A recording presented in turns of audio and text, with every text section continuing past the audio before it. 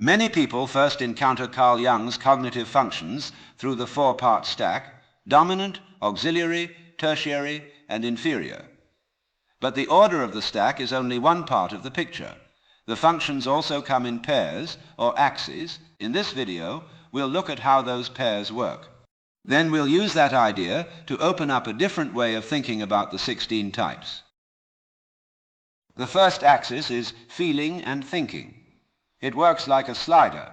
As a point moves toward feeling, it moves away from thinking, and as it moves toward thinking, it moves away from feeling. Let's take a look at two example types, the INFJ and the ENFJ. Their stack presentation shows the order of each type's cognitive functions. In both stacks, the highlighted relationship is the same pair: extroverted feeling, or FE, on one side, and introverted thinking, or TI, on the other. The second axis is intuition and sensing. This pair follows the same sliding scale logic.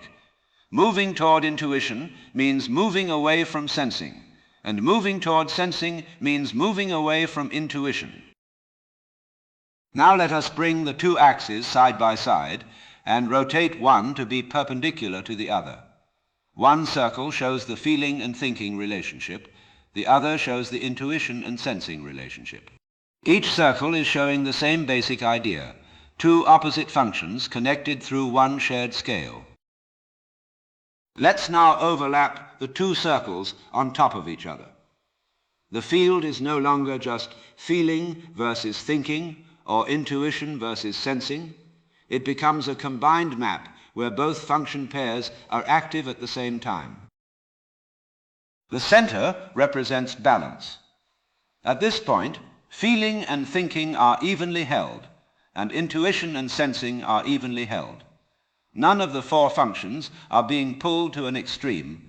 They are all shown in equal proportion. If the center is where all functions are in balance, we might start to consider types as positions in space. Let's consider two different paired types, each sharing an axis with another, positioning them based on their primary function. Now let's center on four inner types that do not commit strongly along both gradients at once. Each one preserves one axis relationship while shifting the other, which keeps its position closer to the middle of the field. Compared with their outer complements, these inner types show a more centered version of the same structural logic. In 1916, Jung created Systema Munditotius, the system of all worlds. He later described it as his first mandala, though he admitted that he had not understood it when he made it. Over time, the mandala became central to his understanding of psychic order and wholeness.